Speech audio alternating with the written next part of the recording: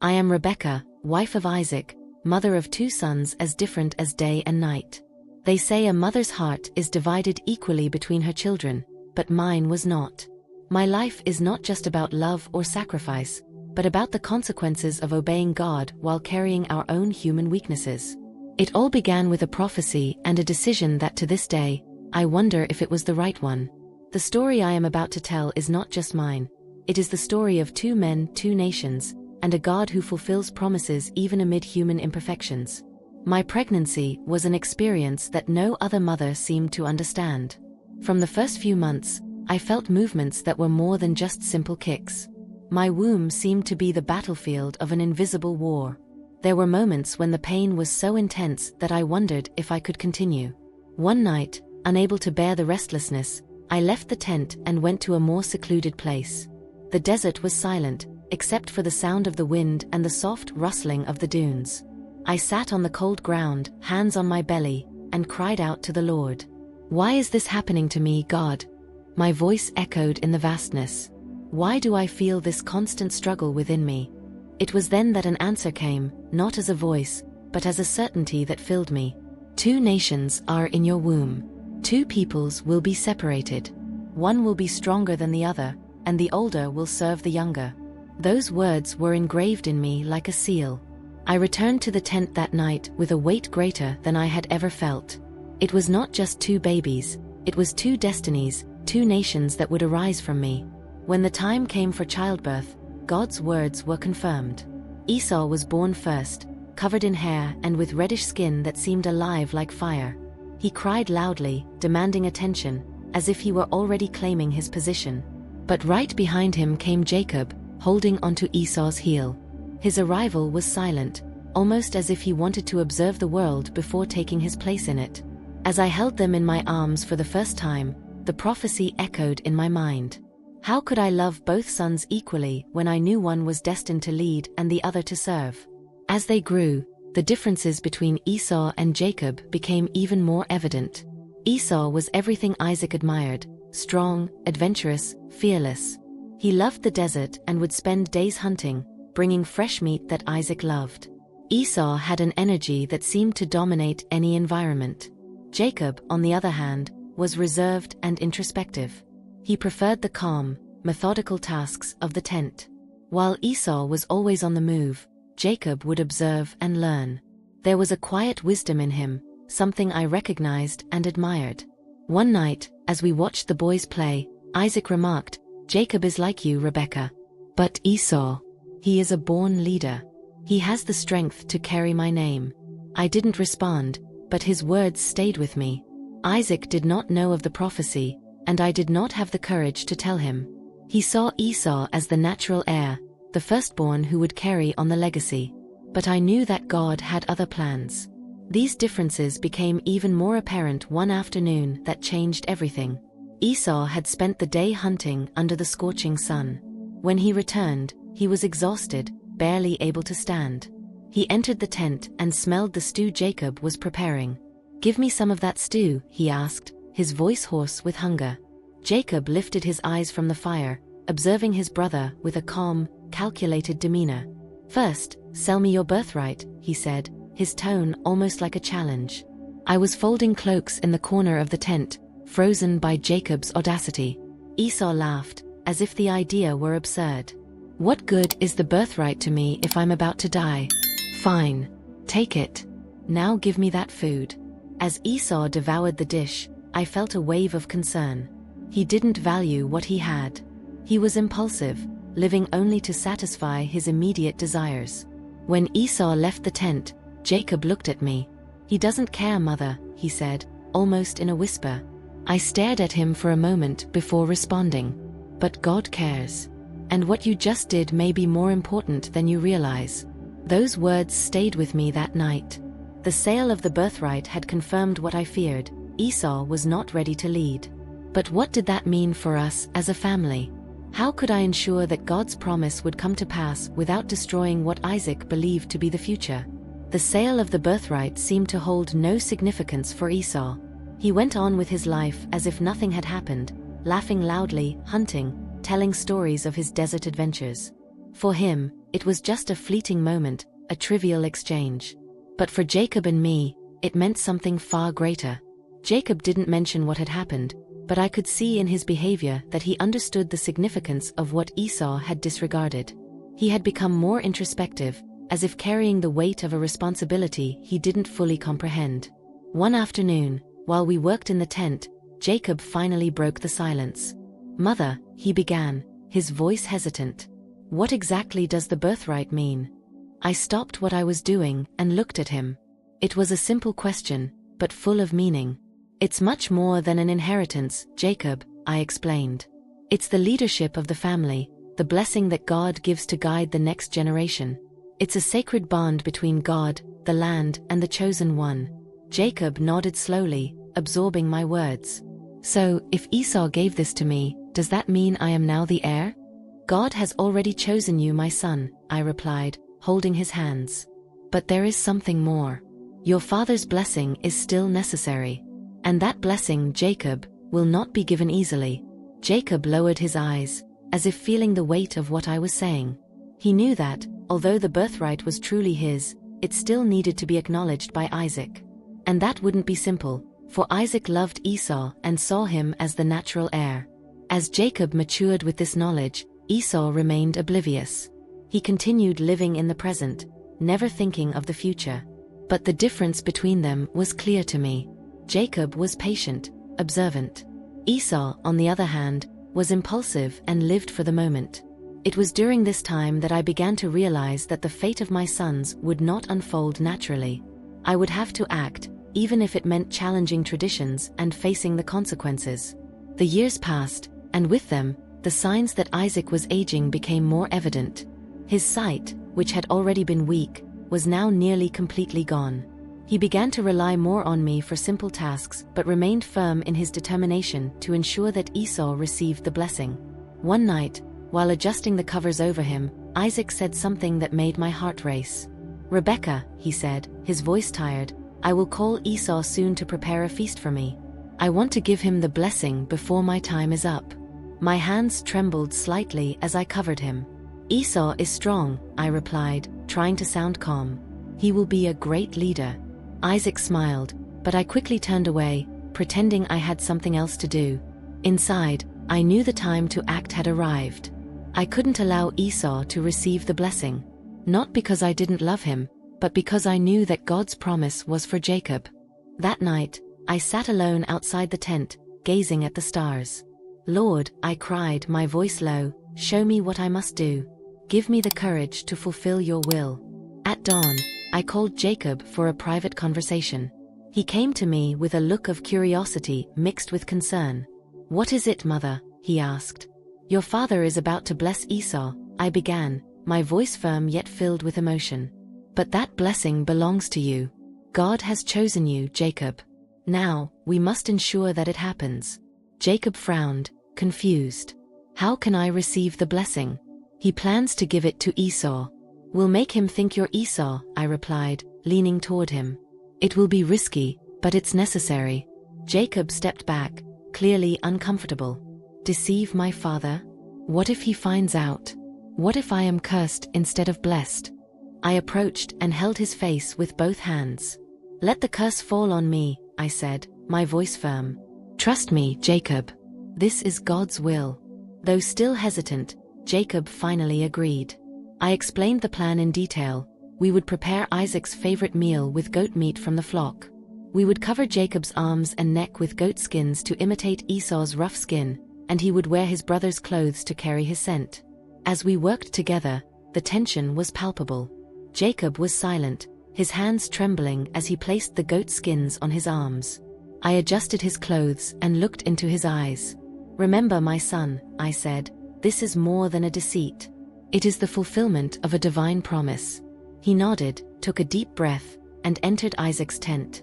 Outside, I stood still, my heart racing. There was no turning back now. Everything depended on that moment. Isaac's tent was dark, lit only by the faint glow of a lantern. Jacob hesitated for a moment at the entrance, his hand holding the fabric of the tent. Outside, I watched from a distance, each beat of my heart a cry of anxiety. He had to go in. There was no time for doubt. "Father," Jacob said, trying to imitate Esau's deep voice as he took slow steps toward the mat where Isaac lay. "Here I am. Please rise and eat the game I've prepared, that you may bless me." Isaac's voice sounded confused and cautious. "How did you find the game so quickly, my son?" Jacob took a deep breath. I could feel his tension even from where I stood. He responded, his voice trembling but with the firmness we had rehearsed. "It was the Lord your God who gave it to me." These words seemed to calm Isaac for a moment. He raised his hand and gestured for Jacob to come closer. "Come near, my son, so that I may touch you and see if you are truly Esau." My heart nearly stopped. Jacob stepped forward slowly, and Isaac extended his trembling hand, touching the arm covered by the goat skins. He ran his fingers over the rough surface, frowning. "The voice is Jacob's, but the hands are Esau's." Jacob remained silent, not moving a muscle. For a moment, I feared that Isaac had discovered him. But then he sighed. "Come closer and bring me the game, that I may eat and bless you." Jacob quickly handed over the dish we had prepared. As Isaac ate, the silence in the tent was almost unbearable. I, outside, could barely breathe. Every second felt like an eternity. "Come closer and kiss me, my son," Isaac said after finishing his meal. Jacob bent over, moving closer to his father. Isaac pulled him closer and inhaled deeply. The scent of Esau's clothes that Jacob wore seemed to dispel any remaining doubt. Finally, Isaac raised his hands and began to pronounce the blessing. "May God give you the dew of heaven, the richness of the earth, and an abundance of grain and wine. Let peoples serve you, and nations bow down to you. Be lord over your brothers, and may the sons of your mother bow to you. Cursed be those who curse you, and blessed be those who bless you." The blessing was given. My body relaxed, and tears filled my eyes. God's promise had been fulfilled. But before we could celebrate, the sound of hurried footsteps and Esau's vibrant voice interrupted the moment. Esau entered the tent with an energy that seemed to light up the room. He was smiling, holding a dish with freshly prepared game. "Father, rise and eat the game I've prepared, that you may bless me."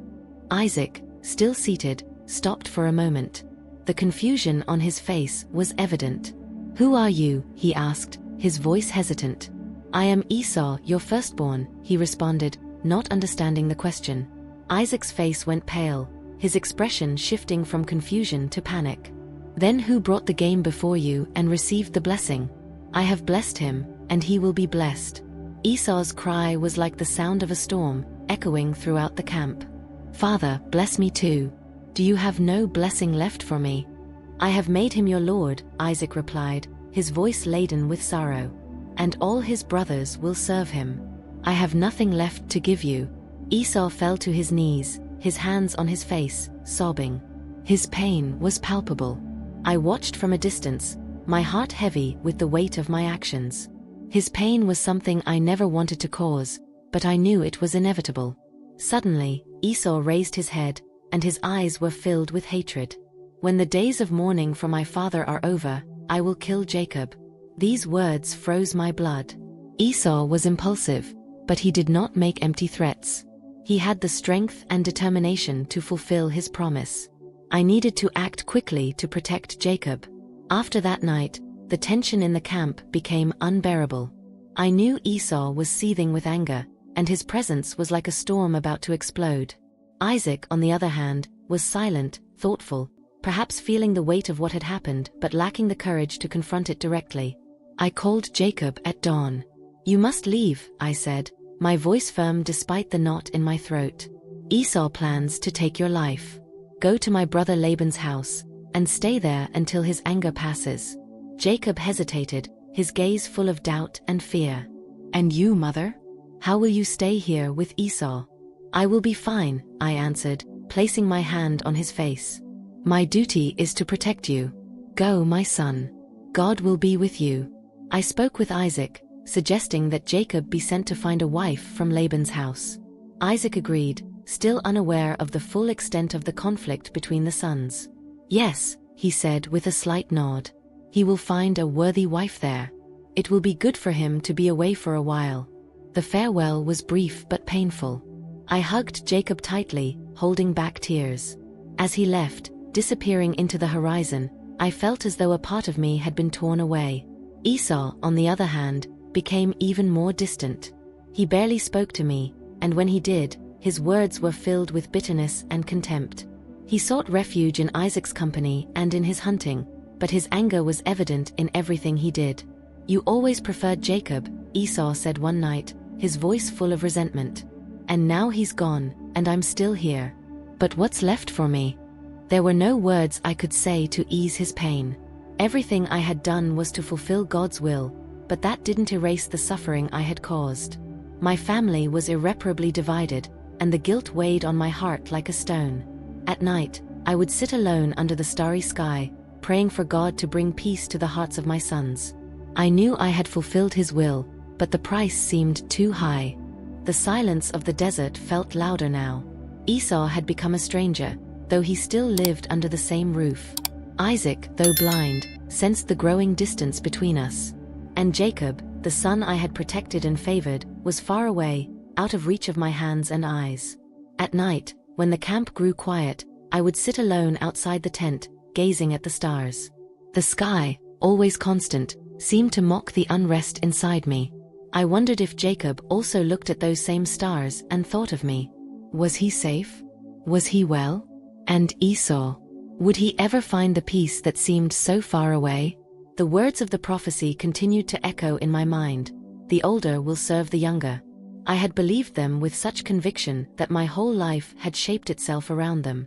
But now, with loneliness taking over me, I began to question, did I interpret this correctly? Did God want me to act, or to trust? My heart, once full of certainty, was now divided. One night, as the desert wind blew gently, I heard footsteps behind me. When I turned, I saw Esau standing there.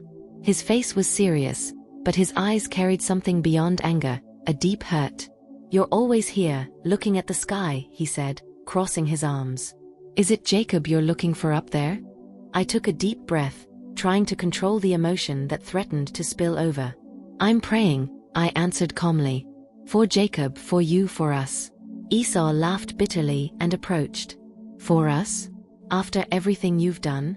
Jacob stole everything from me, and you were his accomplice." "I didn't do this for Jacob, Esau," I replied, rising to my feet. "I did it because I believed it was what God wanted." He shook his head, the contempt evident in his expression. "God's will, mother? Or your will? You've always preferred Jacob. You've always protected him, always placed him above me." His words cut deep because they were true. I loved Esau, but I loved Jacob differently. It wasn't something I could deny. But in that moment, I realized that admitting this would only deepen his pain. "Esau," I began, my voice trembling, "there is no way to justify my actions in your eyes. But understand this, I love you. I've always loved you. What I did because I believed I was fulfilling something greater than myself." He remained silent for a moment, his eyes fixed on me. Then, with a tone full of bitterness, he said, "I hope it was worth it." And he turned, disappearing into the darkness. When he was gone, the tears I had been holding back finally fell. I knew there was nothing I could say or do to change what had happened. My family was irreparably divided, and I was the cause. All that was left was to trust that God would find a way to bring healing. The years passed like the desert wind, carrying the weight of time and leaving behind the marks of our choices. Jacob never returned while I was alive, but I heard of his journey. He found protection in my brother Laban's house, married, had children, and prospered. He became Israel, the patriarch of 12 tribes, fulfilling the promise God made to him. Esau also found his way. He founded Edom, a nation that grew strong and prosperous. He married, had children, and became a respected leader. From a distance, I heard that he and Jacob eventually reunited and reconciled. This news brought a relief that my words could never describe. I often think of the legacy I left behind. My choices divided my family, but they also fulfilled a divine promise that would shape the future of entire nations. This brings me comfort, but it also reminds me that the price of following God's will can be high. A dream I had one night stays with me. In the dream, I saw Jacob and Esau side by side, laughing as they did when they were children. The vision brought a peace I hadn't felt in years. When I woke up, I understood that, despite all the hurt and divisions, the love between brothers can survive. Today, sitting alone under the starry sky, I know that my story is not perfect. I made choices based on faith, but also on my weaknesses. The love I felt for my sons was real, but it was not enough to prevent the pain I caused. Still, I trust that God used all of it for good. The sun begins to set, and the golden and red hues paint the horizon. As I close my eyes, a sense of peace surrounds me. My journey has come to an end, but the legacy of my family will continue. Even amid my imperfections, I trust that God has been with me every step of the way. As you reflect on Rebekah's journey of faith, choices, and consequences, remember that the women of the Bible offer timeless wisdom that can inspire and guide us today. If you're seeking deeper insights into how women like Hannah, Esther, Abigail, Ruth, and Mary overcame extraordinary challenges with virtues like courage, love, and perseverance, then don't miss our ebook, The Virtues of Women in the Bible, Timeless Lessons for Modern Life. Scan the QR code on the screen or click the pinned comment below to access this life-changing resource. Let these extraordinary women teach you how to face your challenges with unwavering faith and renewed purpose.